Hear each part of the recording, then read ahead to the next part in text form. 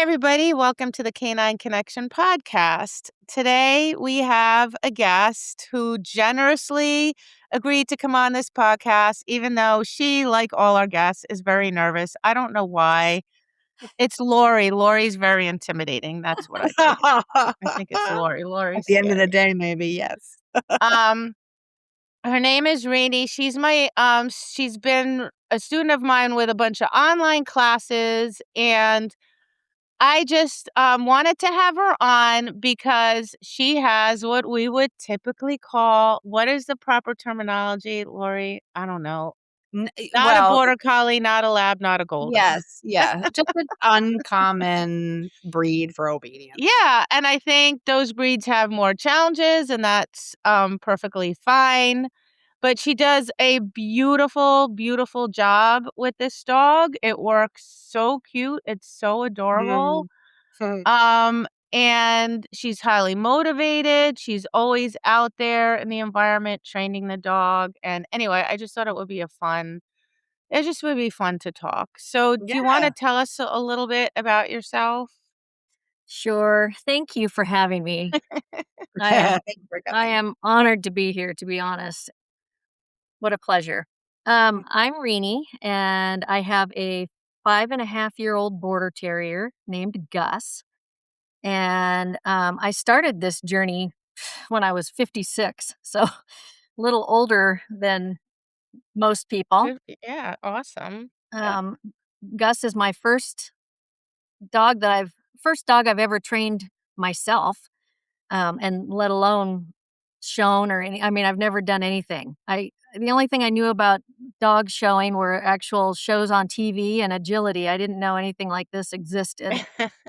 Um, and when we got him, it was the pandemic, and so we were searching online for everything was they were doing nothing online, no in person dog training or anything. So finally, I found a puppy stars class and took him to that. And that was eye opening because he was difficult in that class.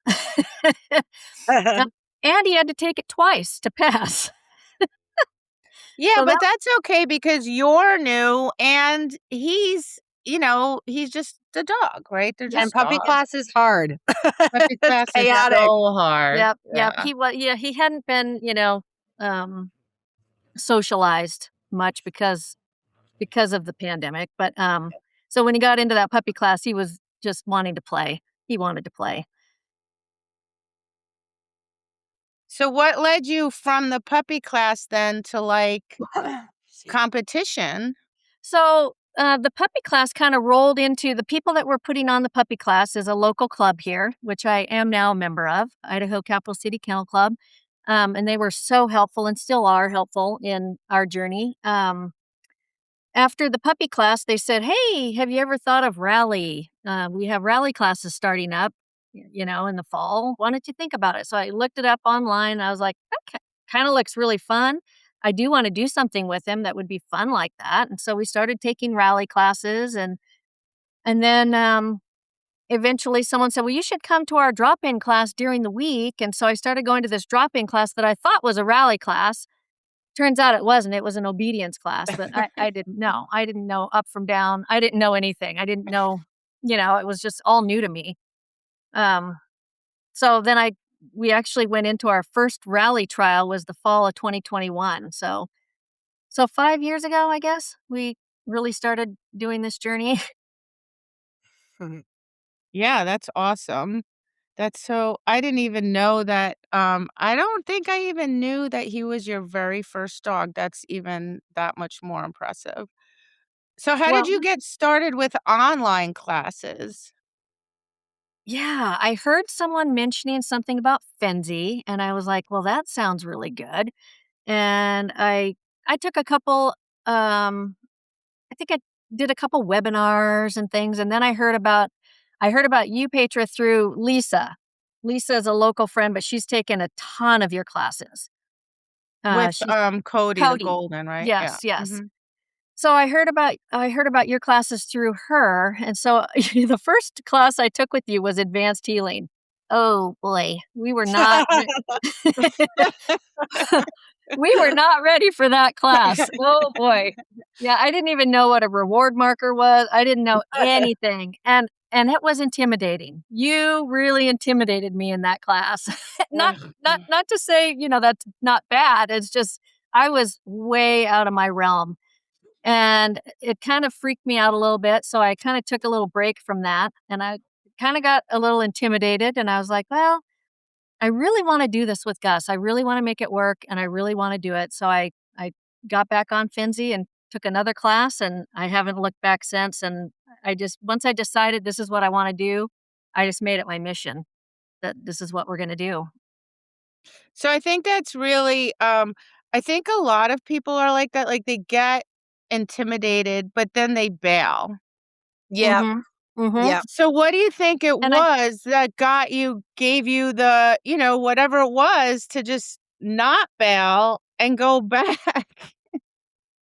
I think I had a lot of people telling me that, you know, he's a terrier. This isn't, it's not going to happen. Right. And I think I used it a little bit as fuel, like, well, I really want to do this with him and I just really want to make it work. So I just buckled down and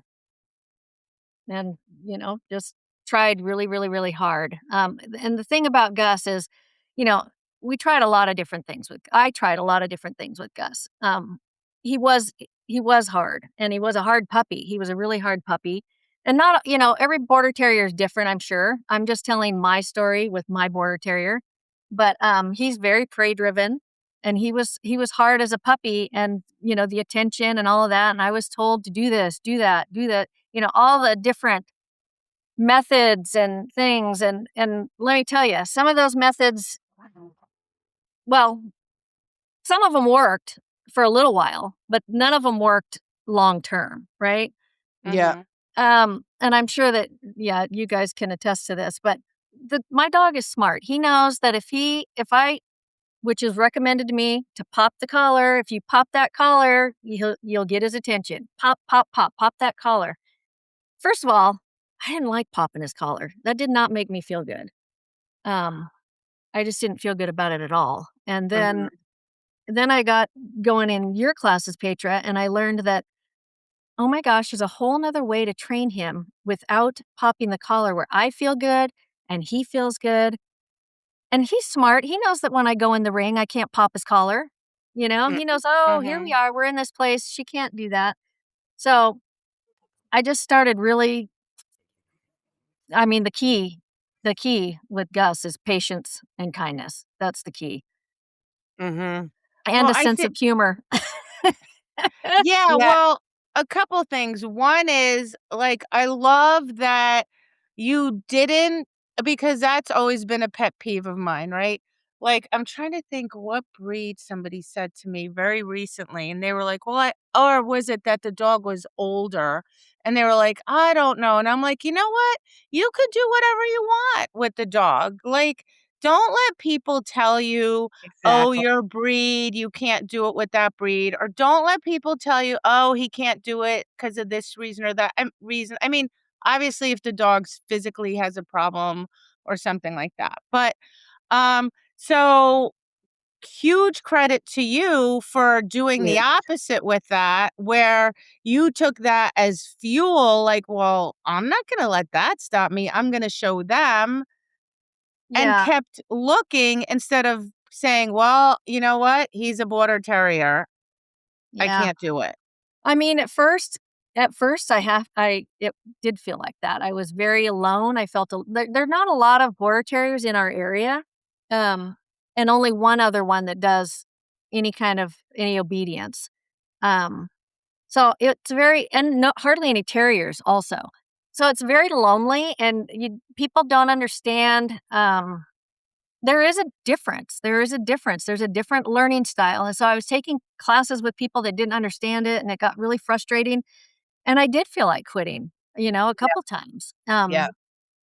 And then I, found your classes and that really kind of turned it around for me. So I honestly have you to thank a lot for that, Petra, for sticking with it because Well, if it wasn't me, you would have found someone else because clearly you were determined and you believed in your dog. But I also think it's a good example that, like, yes, he's a terrier. And this is what I always liked about you. Like, you're not trying to pretend he's not a terrier, right? You Right. understand that he is always going to want to sniff things in the Mhm. corners and that kind of thing. However, on some level, you accept it, but you're also aren't like, well, throwing your hands up in the air, there's nothing I can do about it. You actively, proactively work on engagement to the nth degree. And I Yeah. mean, I'm gonna say Laurie, we have to fly to there is this place called Shields.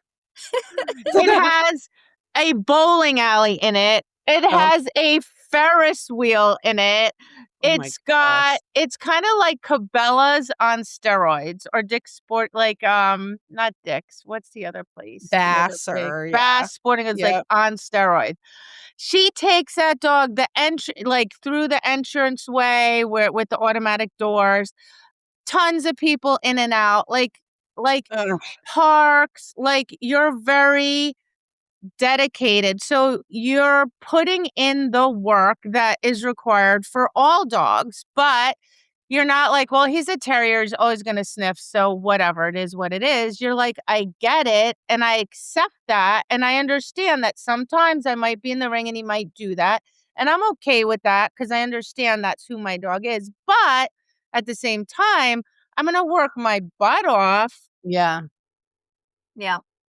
Yeah. And that speaks volumes of you as a person and your dedication to your dog.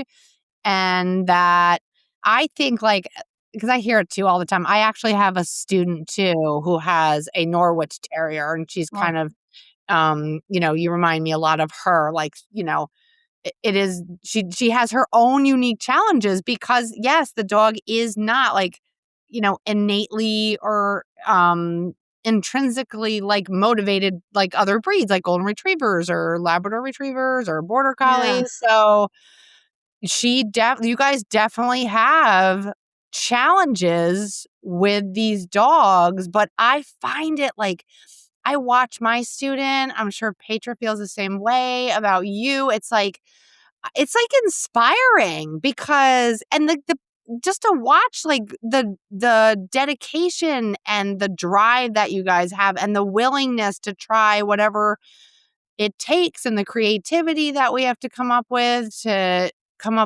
different methods for the dogs. I also feel like the people who, do the roll of the eyes, it's a terrier thing, it's a Mm, terrier. These are the people that would never have the guts to do it. Like, that's mm, how I feel. They don't have the balls to grab a terrier and train it. Like, I just think that's a thing. yeah. So kudos to you. Well, thank you.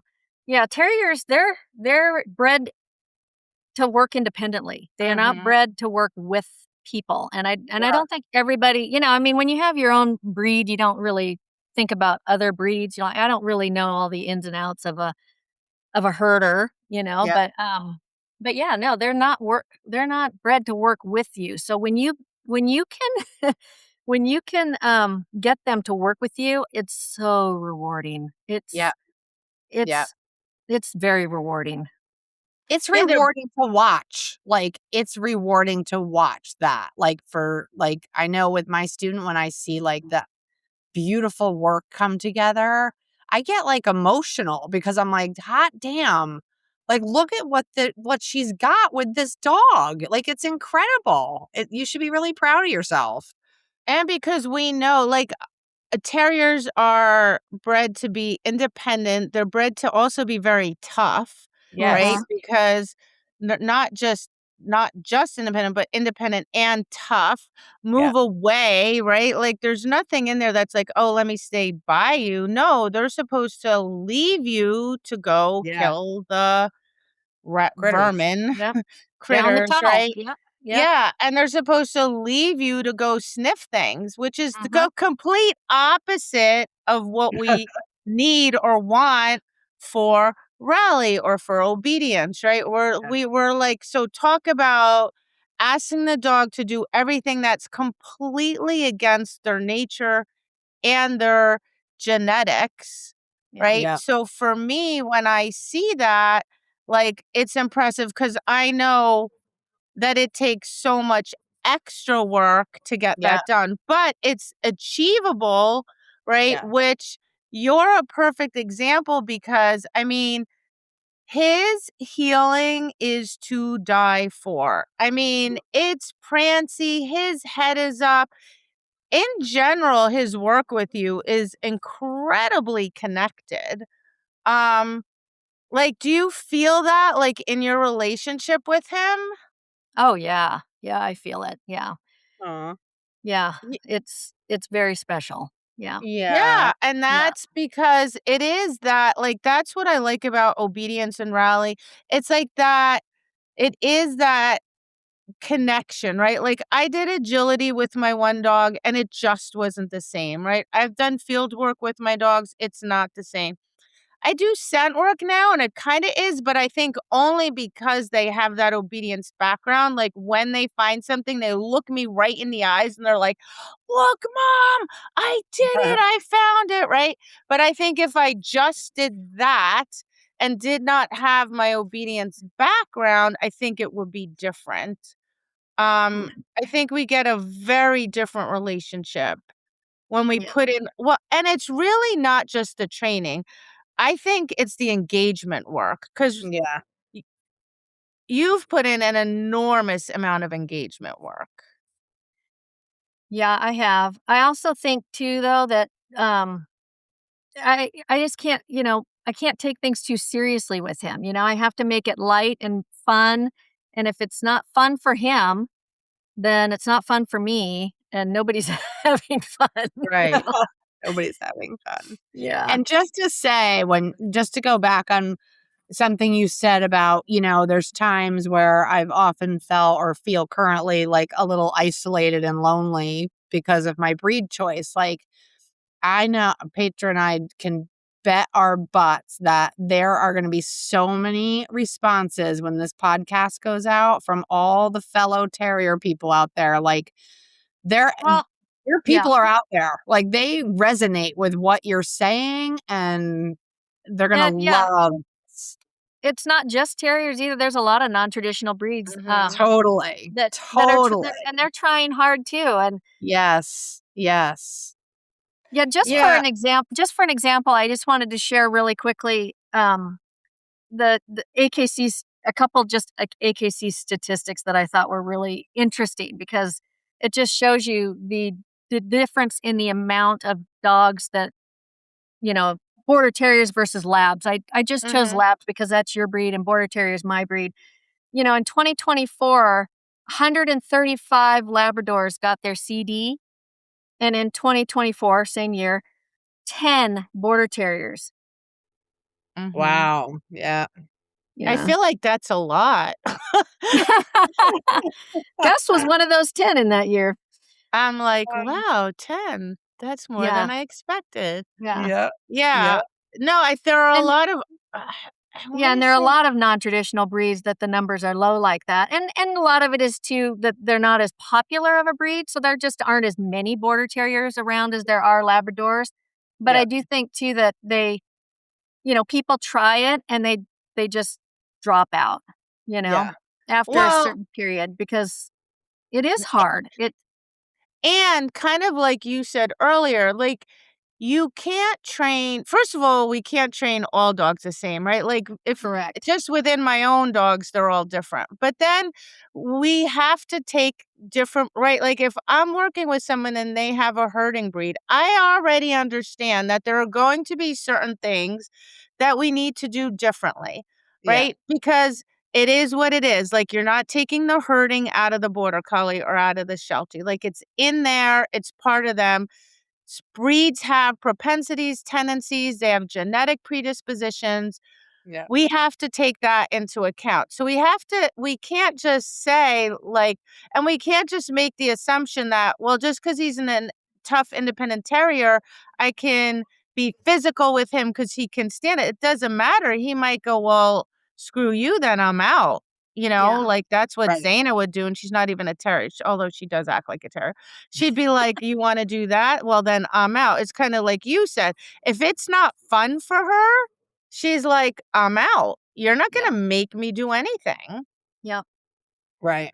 Yep. Right. And so it's searching and looking for different trainers or different instructors till you find someone that understands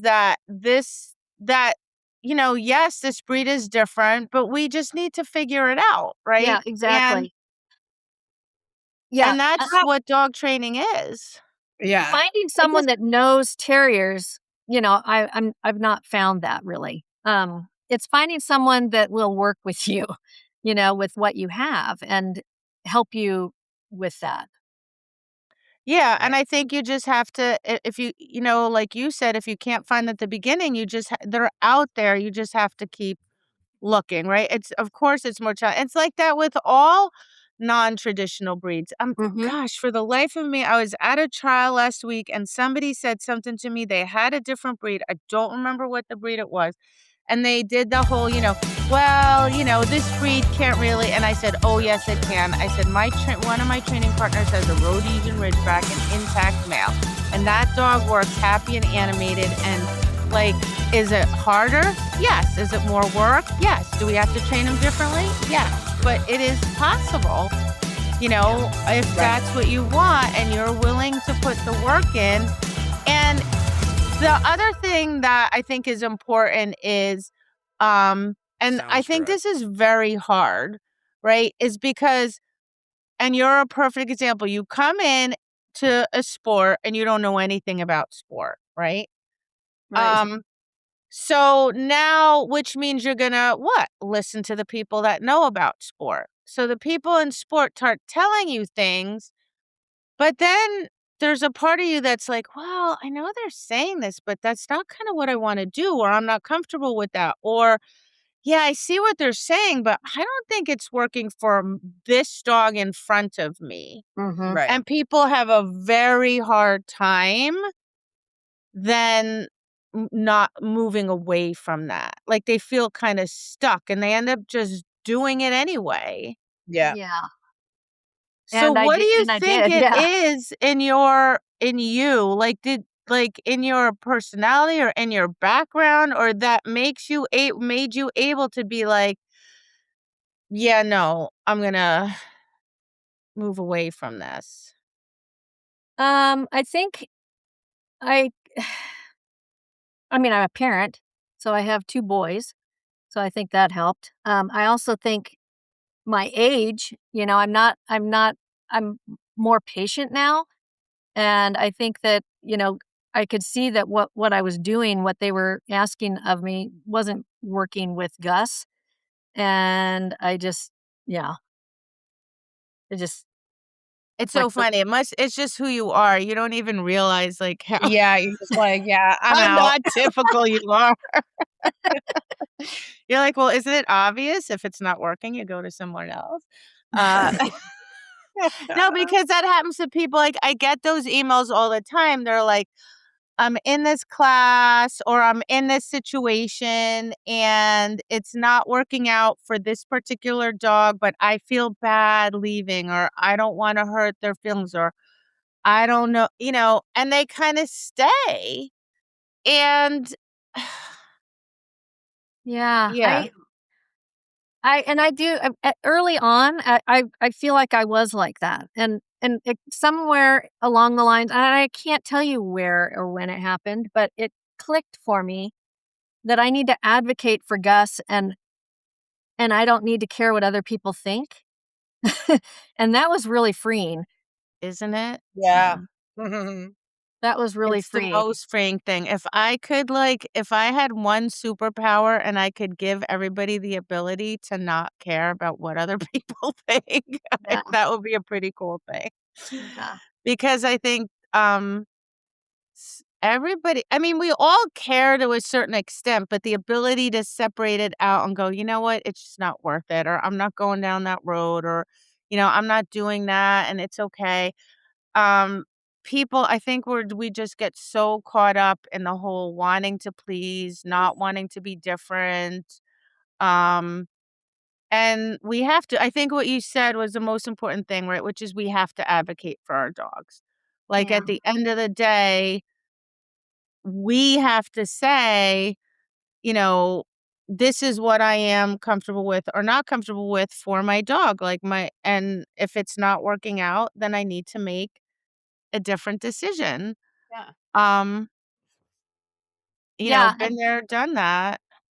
Yeah, and you actually have helped me with that a lot too, because I would take Gus to a drop-in class, and they have a set schedule for these classes, which is great. And most of the time I just go along with what they're doing, but sometimes it isn't working for Gus. Like he just needs a little more warm-up time or a little more time outside of the ring before I join the class. And I always felt pressure, like, oh gosh, everybody's looking at me. I'm the only one out here, that everybody's in there. And but then eventually, and you were saying you have to do what's best for Gus. And I'm like, yep, I need to do what's best for Gus. Now nobody, and maybe they didn't then either, but I don't feel anybody looking at me, and I don't think anybody cares. I just do my own thing and join them when I'm ready and when he's ready. And And you that's, know what? They didn't, because really at the end of the day, I say this all the time, people only care about themselves. mm, So like in that moment in class, they care about their dog mhm, and you know what I'm saying? And if mhm, I'm off, and I'm the queen of like when I took classes, I was always like, middle of healing, everyone's healing. I'm like, yes, I'm off to the side, like, or doing my wacky stuff, whatever.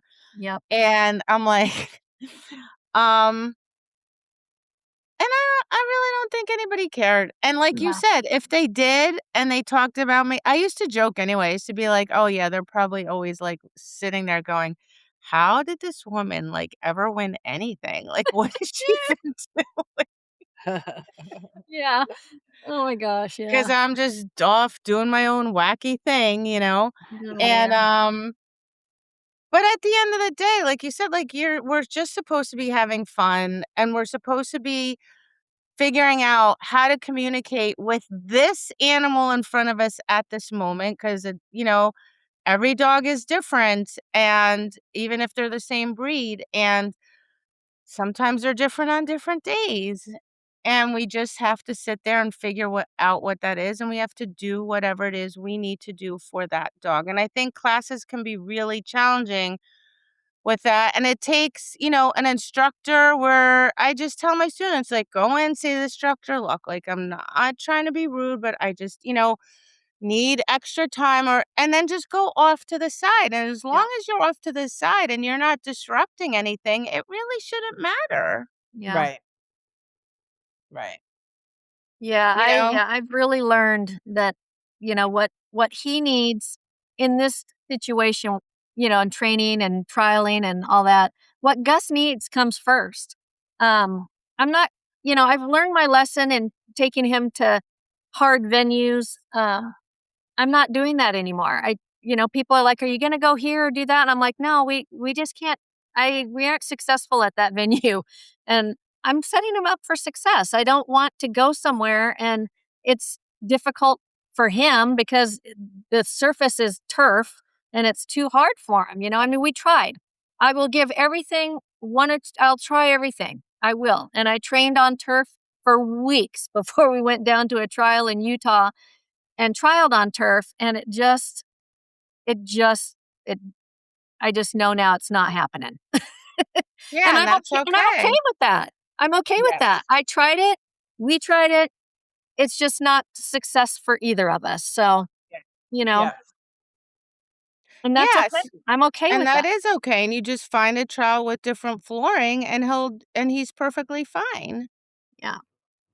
Yeah, I mean it kind of limits what we can do. We have very few local shows, and there's I can't, some of the out of state shows are outside.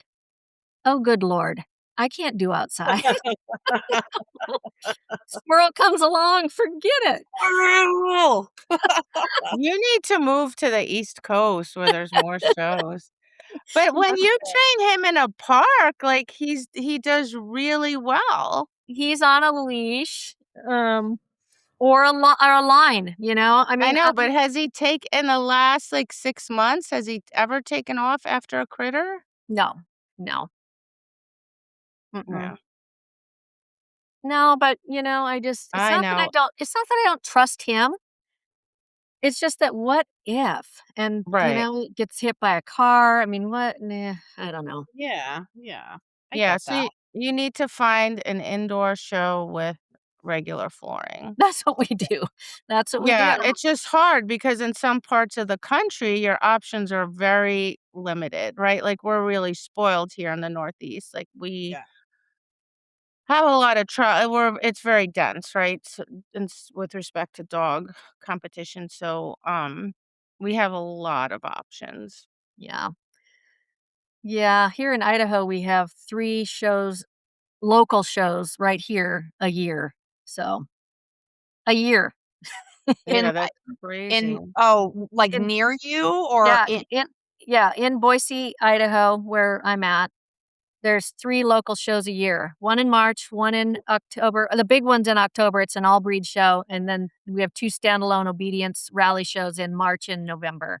and then how far away would you have to travel for other shows? Um, Minimum in Utah is 5 hours, Mm. Washington, there's some that are 5, 6 hours. Wow. Yeah. And I'm not saying, you know, like, we drove down to Utah to give it a try, and the problem with Utah, though, I have to back up a minute because we did it in that same I was gonna say, there's a little bit of a backstory to yeah, Utah. in that same exact venue 2 times earlier and previously the month before, we did barn hunt in that same exact venue, so Oh boy. that was confusing a little bit for Gus. Oh boy. Yeah, so anyway. I wonder if is there anywhere near you where you could do barn hunt, like, even just training wise, and then, like, a week later, go there and train some obedience, even if it's, like, off to the side, or do you know what I'm saying? So you Yeah, could kinda, like, Have the work that advocacy. out. yeah, um, Just something to think about. yeah, something to think about. What so wait, is Gus your first border terrier? Yes, he's my first border terrier. We had a rat terrier for 14 years, Yeah, and just I thought curious how you got a border terrier. Like is there, you know, yeah, Aunt Millie had a border terrier and you wanted one, or like what made you get a border yeah. terrier? We had a rat terrier for 14 years, and then we were looking at other because we loved the terrier, you know, attitude, and we thought, let's and I was looking at other terriers, and that one just popped out at us, and we just really loved the border terrier. We loved everything about it. I love just the way they look, everything. And let me tell you, he is different than the rat terrier.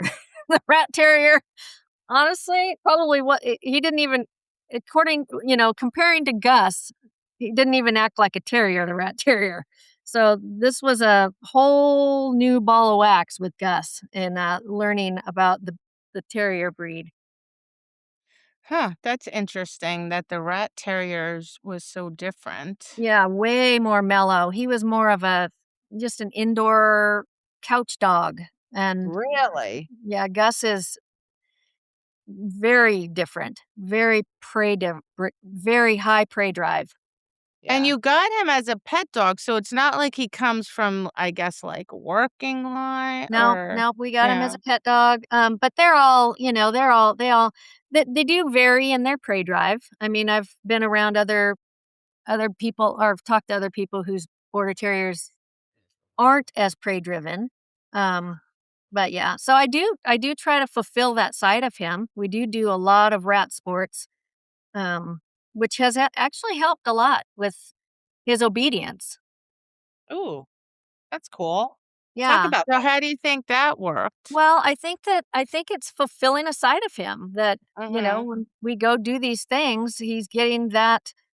I mean, I know that's kind of getting probably that itch sounds it scratched. probably kind of sounds really silly, but yeah, no, I think so. I think he gets that fulfillment, and then when we do obedience, I think he's just a little bit more inclined, I guess. Yeah, no, I don't think it's silly at all. Like, I think it's just like we're always saying, like, our dogs need to, like, our dogs, right, need to run off leash and, tug and play, like, because they have so much drive that if I don't give them that outlet, then they're so crazy that it makes the rest of the work more challenging. Yeah, I think that's exactly right. Yep. Right. So they need that balance to Mhm. be able to like you said, just let him fulfill and just have that outlet. Like this is a genetic need I have to, hunt and search for these animals. Yep. And Right. if I can do that, then I'm calmer. Yep. Yeah, balance is a good word. I like that. It is. So you do the rat sports, but the was barn hunt. I was talking to somebody the other day. I'm like, "What's that thing where they find the rats?" Um, are you doing any other you're doing other scent work with him too, right? You were telling me something new? Yeah, so I do barn hunt with him, and we do earth dog, which is that is the thing border terriers were bred for, is to go to ground. And they go underground and through a tunnel and get the rat. And then I started recently doing NASDA, which is the North American Sport Dog Association.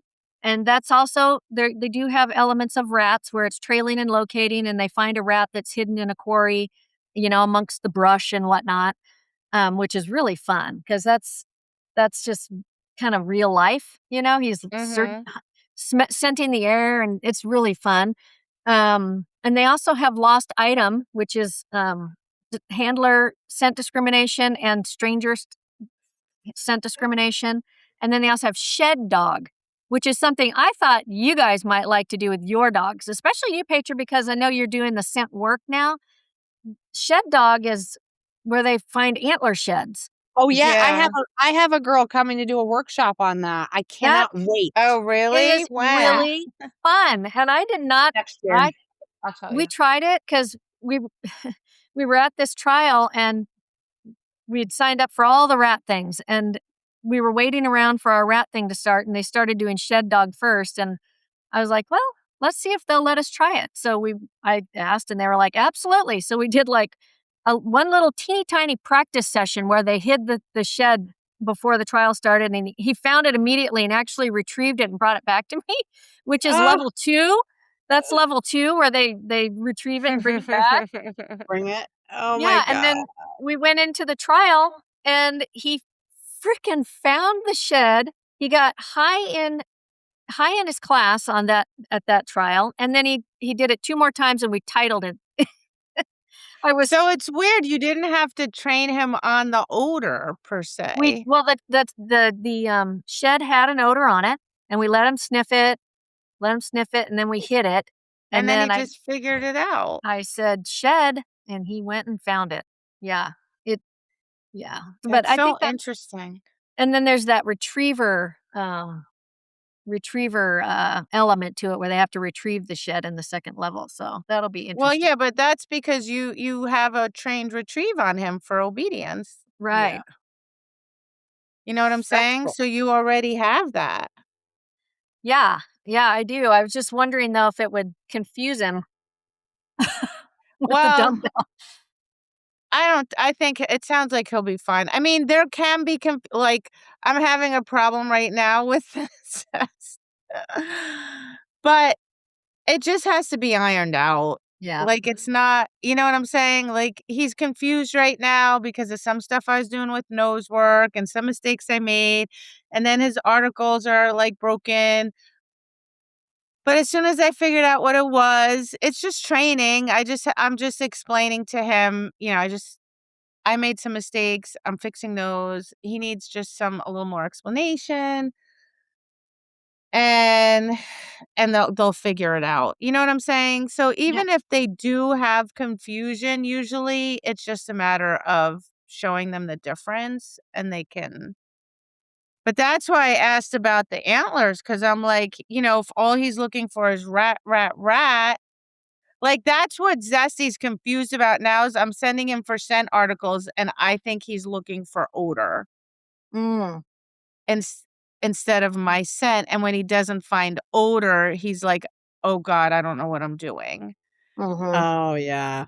So that's where I think he got confused in the simplest form. There's some other factors involved. But so that's why I was asking that because, like he's used to finding rats and now you're like, find this antler.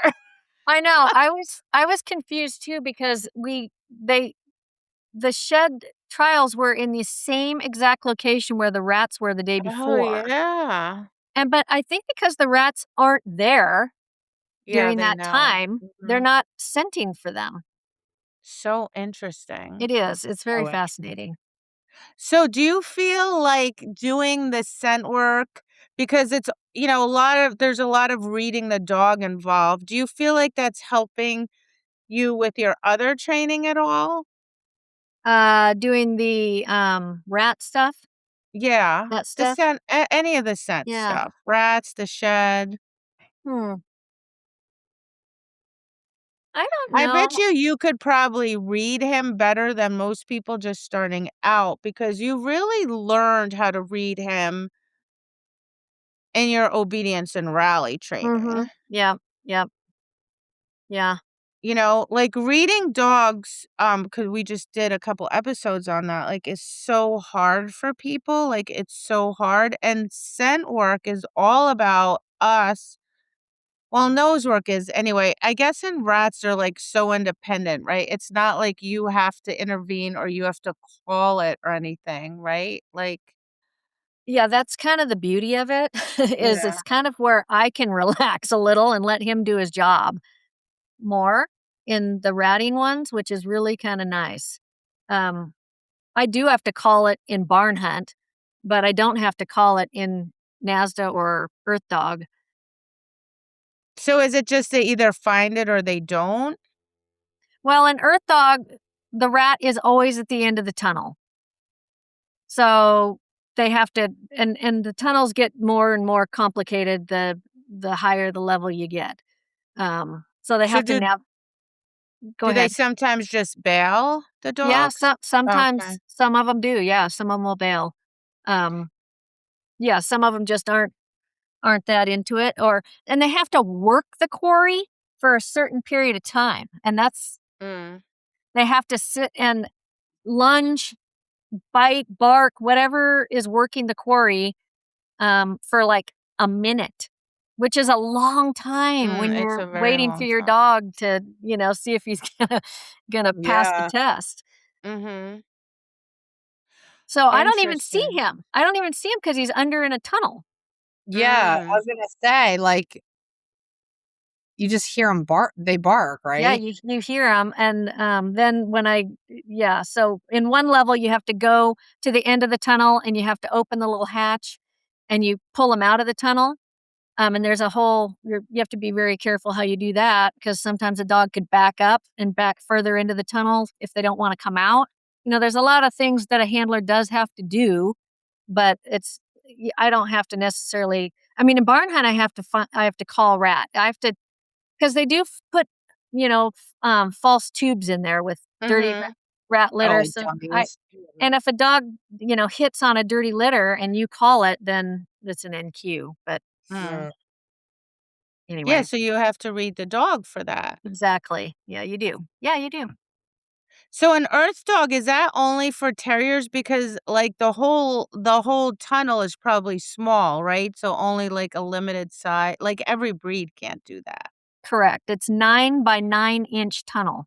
Oh, all right. My So dogs it's wouldn't tiny. fit So there. it's there and there's now in NASDA, they have a den hunt, which is a little different, and all breeds that can fit in the 9 by 9 tunnel are welcome. But in AKC, it is specific terrier breeds and dachshunds. So not all terriers, like an Airedale can't do it because they're too big. Right. He can't fit. Yeah. Yeah, it's specific breeds, and they're all terriers and dachshunds. Did you do the lost item thing? I'm going to do it in I a need to. couple You have weeks. to. All right, you got to tell me how to do that. I need to train my dog because I lost an item today, but Zaina actually found it. I think she found it by accident, but she found it. But Yeah, I want to teach it to my dogs to yeah, find I'm things. excited about it because it is my own scent, so I'm not worried about it messing up like scent articles or anything like that. Mm. But you have 3 items, like a wallet and a glove and a set of keys, and so we've been practicing with that around the house. That's fun. I Should be love fun, that. yeah. Yeah, I should be think that's fun. cool. Well, You I should like that because it's practical. Because I lose my stuff all the time, I was gonna and then say, Yeah. you should do it. running Well, all over the house looking for it, trying to hit my tile, and I'm like, "Ugh, every time I say." Although one time, a long time ago, when when I still had my rehab and I had all the young girls working for me, I was like, I want Zaina to find my phone. Oh, she figured it out really quick, and then they hid it. She found it and she flung it across the room because she's like, I found it, and I was like, all right. We're done. that's funny.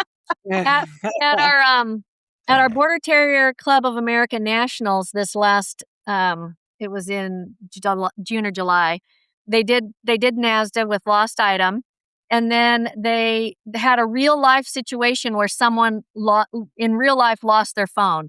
So they put one of these dogs on it, and the dog found the phone, and it was That's so it was cool. so cool. That's so cool. I love dogs. Dogs are so Mhm. amazing. They are. They're the best. God. But yeah, so what also is now that you do those different sports, it's also super important that you give him like really clear cues so that he knows like now we're doing obedience, so I Mhm. don't Yeah. want your nose down on the ground and you taking off. Yeah. Versus now we're doing, whatever scent sport. Okay, here, off you go. You go do your thing. Yeah, we Mhm. have very clear, equipment too, and I make sure that, when he puts on the slip collar, he knows, we're doing earth dog or barn hunt. We have a special collar for obedience and special collar and leash for obedience and rally, I mean, and different treats. I even bring out different treats for the different he doesn't really need too much treats for the rat sports because that's kind of reward of its own, but, Mhm. um yeah, I'm pretty careful about that. Yeah, that's really important because a lot of times I think people just assume like the dogs know and everything. Like I always say, like, how do they know? Like you get out of the car. Okay. Like you train obedience in the park. So you get out of the car in the park. Well, how does the dog know what you're doing? Right? Unless you provide a very clear, distinct set of cues and a routine and give the dog good information so the dog goes, okay, I understand. This is what we're doing. Because it's the polar opposite, like when you're Yeah. doing Well, rally or obedience. and I don't know if it I don't know if this makes a difference for him or not, but even when we're at the park training, I specifically put on a different collar and leash. And then I go back to the car and put on his collar and leash for the walk. You know what I mean? So Hmm. Yeah. I don't know. It may not make a difference, but I do that. It does. I mean, it all does. Because, like, dogs notice everything. Like, this is where, humans are not very observant when it comes to details.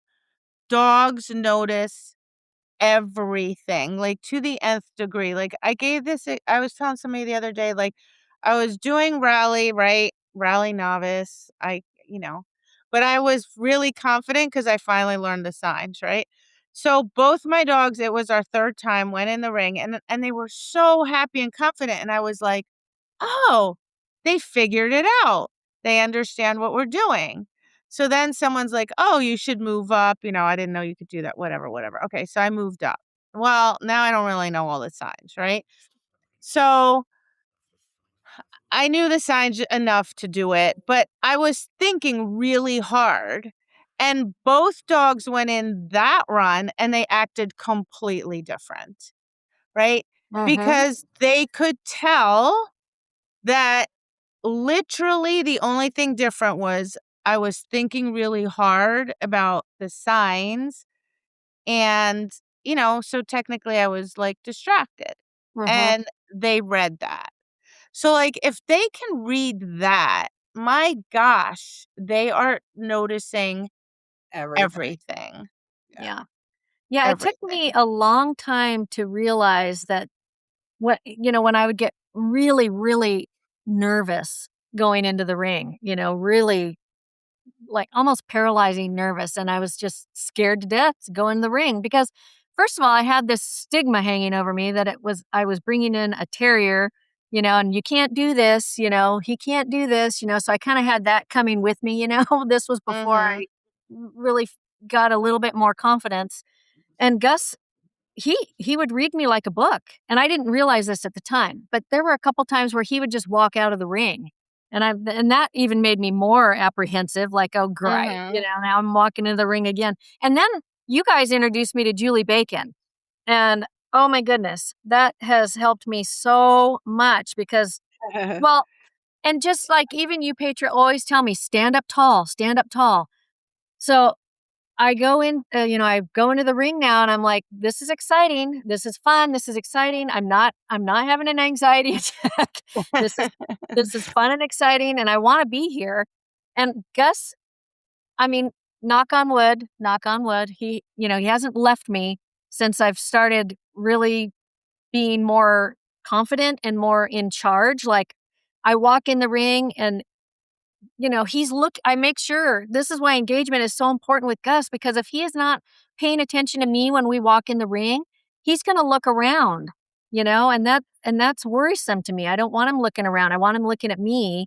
And if I have him engaged with me when I walk in the ring and when I take off that leash and get up to the start, I think our run goes far better than if he walks in, he's looking around and I'm talking to the judge or whatever. Mhm. And I think with him, that's where I have to be really, really careful. And I think not everybody has to do that. Some people have dogs that just are inherently want to be with their owner and want to do that with them. And so their owner has a little more leeway in doing, you know, things. It's almost better if you don't, trust me, because because you just hit the nail on the head. Like, you have to make sure the two of you are engaged, right? Because if Yeah. not, it could have a potential issue, like he could leave you, Hmm. right? If your dog's not going to leave you, you're going to get a little sloppy. And that's not good because Yeah. even if your dog wants to stay with you and won't leave you, that does not mean that if your dog is not engaged, it can do the work. It Hmm. can't. Hmm. Right. It can't. It still needs to be engaged. It's just we get kind of sloppy. Like people always ask me questions like about things with Zaina. I'm like, look, the only thing I can think about when I'm in the ring with her is managing her. Hmm. That's it. Yep. I don't have time to evaluate, to pay attention to what's going outside the ring or to evaluate if her friend is straight or not or whatever. I am hanging on for dear life. Yeah. And as a result, it forces me to only pay attention to that. Right. Um, Unlike with Zesty, where I have him in the ring and I'm yelling at Zaina, who's outside the ring. But Yeah. yeah. I will do whatever I can to keep him happy in the ring. And yeah, if I have to give him an encouraging word and that means an NQ, then yeah, got to do what I got to do. Well, he is doing really well though. Like extremely well. Like I don't think he would leave you. Me personally, at this point. I'm just saying. Yeah, no, From what I've seen, I'm giving you my vote of confidence, like, because of the work you've done. I don't think he would Um, now either. Um, Although in Utah, oh my gosh. Ugh.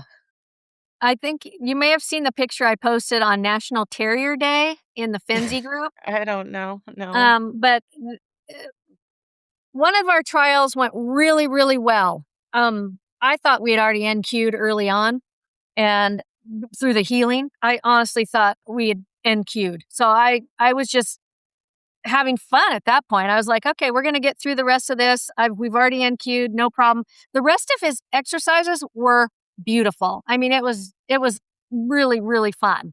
We had a great time. And then we got to the stand, stay, get your leash. And I'm like, okay, we're almost done. I told him to stand, but I didn't give him time to connect with me at all. We got to the position and I was too fast. I didn't give him a second to figure out what we were doing. And I said, stand, and he didn't stand. I said, stand again, and he stood. I walked out of the ring, came back, and she said, you would have cued if you hadn't told him to stand twice. And I'm like, what? I had no idea. I had no idea that we had been cueing up until that point. I was just shocked. So I felt so good about that. I mean, I know we didn't NQ, but it was the best NQ I've ever had. It was so nice because I didn't realize that we had been queuing. But the next day was really funny. The same kind of deal with the healing. And I go to do an about turn, and I'm turning, and he's with me, and I look back and wait, where is he? Oh, where is he? And I'm turning and looking. He's crawling under the ring gates because he sees a little teeny tiny round, looks like a piece of cheese on the other side of the ring gate. And I just about died. I'm like, oh my gosh. So I climb over the ring gate and I grab him, and he looks at me like, uh-oh. like what just happened? Like, I don't count that as leaving the ring because I honestly don't think he knew what he was doing. He was climbing under there to get what he thought was a treat, and it turned out to be a sticker. Oh, jeez. Oh my gosh. Sounds like a lab. Yeah, Oh my right. gosh. Hold on. I gotta go Oh look. yeah. Let me get this little thing here. And But some of that also, too, in all fairness, is inexperience, right? Because, like, for example, you look at Lori and I, we train for, like, we have, which isn't to say our dogs never make this mistake, Zaina, but, like, we put dots on the floor. We Yeah. put little, like, I have, like, packing peanuts I break up, and I'll Mhm. drop one randomly on the floor, right? Like, to make it purposefully look like cheese. Or Yep. in the fall, I take the little brown leaves because they look like our little St. Rocco's treats, and my dogs Mhm. fall for it every time. So, like, some of that stuff, too, is just inexperience on your part, which is completely normal because it's all new to you, to proof your Yeah. dog for that, but you wouldn't even know. Right. Yeah. Yeah. Now I know. Well, now you know. Yes, sometimes it takes a little bit of a experience to Oh my gosh. It's so But funny that's all though. part of it, I mean, like, I remember I've made every mistake in the book in the ring. I still make mistakes. Like, a month or two ago, I was in the ring, I flashed Shayna's down signal. The second I did it, I said out loud, I immediately, I didn't even wait to see. I knew I was just like, sorry, I messed that up. Screwed that up. Right.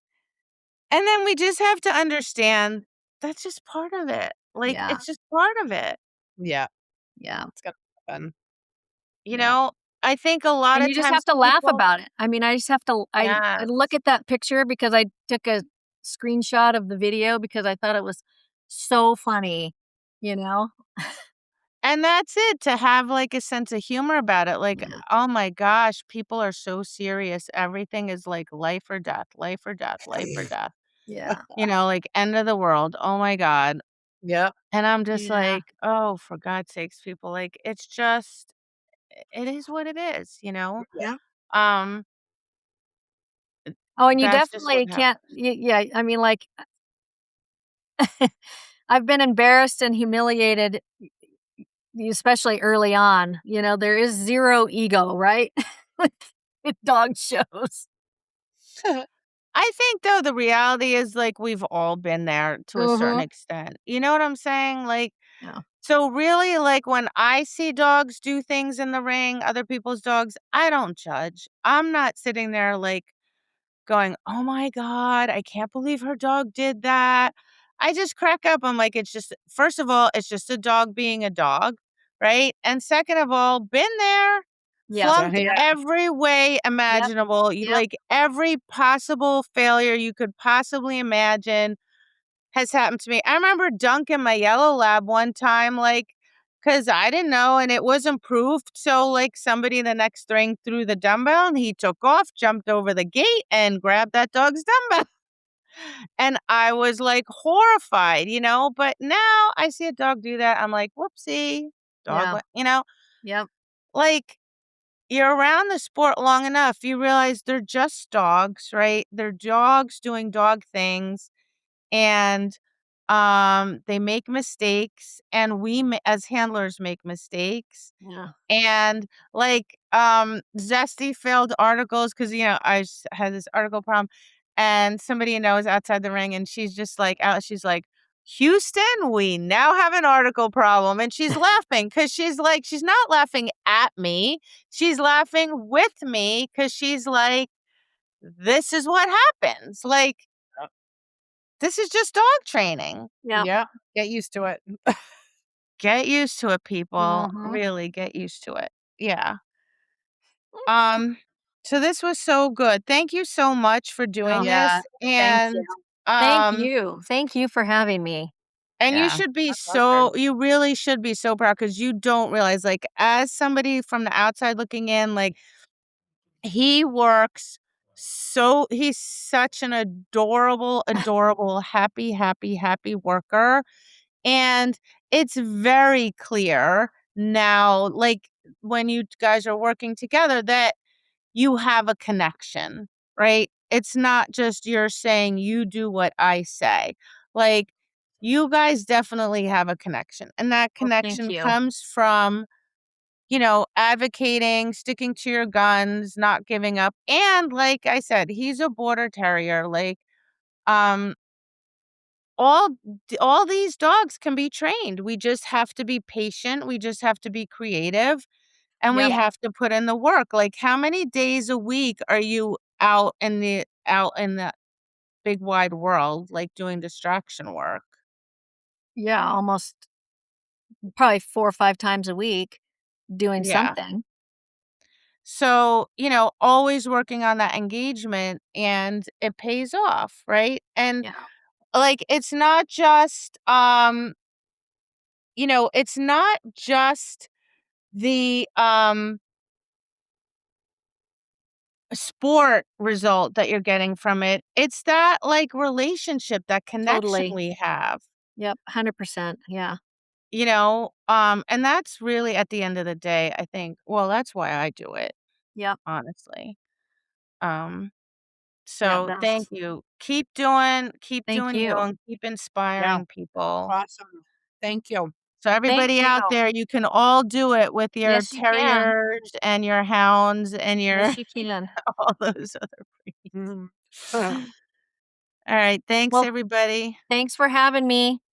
Thank you. Bye. Bye.